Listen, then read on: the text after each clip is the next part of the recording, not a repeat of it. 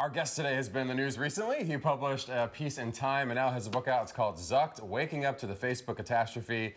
A longtime Silicon Valley investor, Roger McNamee, joins us this morning, and we are happy to have you here, Roger. Boy, nice to have you. This is really making some waves. Well, Reggie, you know, I've been a true believer in technology in Silicon Valley since 1982, and when I first started to see things going wrong, it never occurred to me that there was something structurally wrong with this company I love so much. Let's set the stage. You're an early investor in Facebook, very close to Mark Zuckerberg, Sheryl Sandberg, all of them. What was the turning point? What did you see that changed the way you viewed it? I saw a series of things across 2016, initially around the election, then a civil rights thing with Black Lives Matter, then there was Brexit in the United Kingdom, and then a thing with housing and urban development that was, again, about discrimination.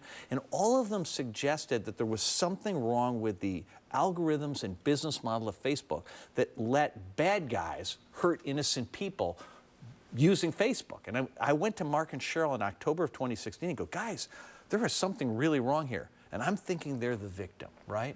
And I think initially they were. And I spent 3 months privately, without talking to anybody on the outside, just begging them, past the election, just saying, guys, seriously, these people who use your product, you have to take care of them. You can't just treat them like a metric. You got to treat them like human beings. And they weren't interested in doing that, so I became an activist, which has been emotionally really difficult, but a really important thing to do.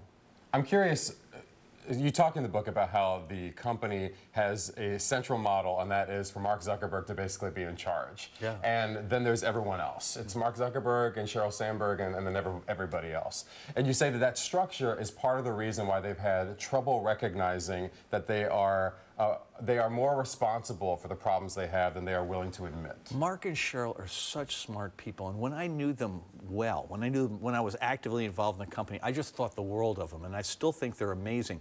But the way the company works is, they were so successful for so long that nobody ever challenged Mark and Sheryl. So now that things are difficult, there's no way for people to challenge them. And I don't understand the board of directors. Why aren't they, people on the outside with a lot of history, a lot of experience, why aren't they doing something? Actually, I think employees are finally starting to speak up at those meetings that they hold regularly. But we do want to share with our viewers Facebook's response. Of course. Right? We told them you're going to be coming on the show, and they said, we take criticism seriously. Over the past 2 years, we fundamentally changed how we operate to better protect the safety and security of people using Facebook.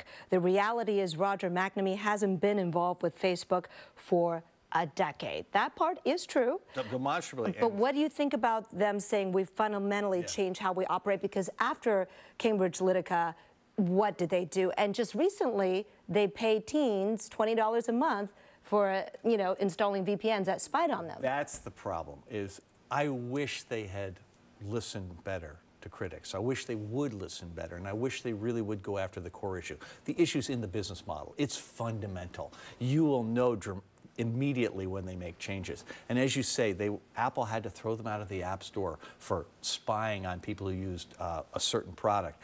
They had litigation the week before for enabling kids to run up monster credit card bills with in-app purchases on games. And all of those things are signs of a culture that still doesn't recognize that there's a core issue that they need to get on top of. And look, Facebook is entitled to push back. I would simply point out that going after the messenger isn't helpful. What you really want to do is engage in the message. Let's have the conversation, because Facebook's an amazing product. I still use it. But Roger, you say that there have to be some fundamental changes, and one of those ideas includes having us own our information and then sell it to the highest bidder. Well, how would that work? Well, in my view, that's a partial thing. The key thing, us owning our own data is really important, but the more important part, because the data is already out there, so in a sense, the fact of us owning it doesn't help. We have to be able to control how it's used. And I think more importantly, the time has come for these companies to be treated the way chemical companies were treated when we realized that pouring chromium or mercury into water was a terrible idea, and that they should have known and they should clean up the mess. So regulation. But think of it as it's actually initially going to be litigation. It's basically people have been harmed, and right now they have no recourse. And they have to be given the opportunity. States' attorney general have to be given the opportunity to protect their citizens in court by recognizing that there are digital toxic waste spills that these companies cost, that they need to bear the cost. And that will give them the incentive to change the business model, right?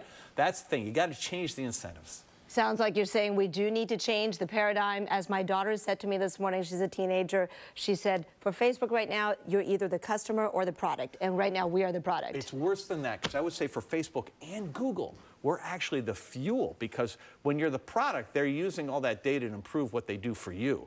Now they're doing it in order to create products that you may never benefit from. And again, it's Facebook and Google. It's Instagram and YouTube. Roger McNamee is the author of Zucked. It's a very interesting read. Thank you so much for being here, Roger. Thank you so much for the opportunity.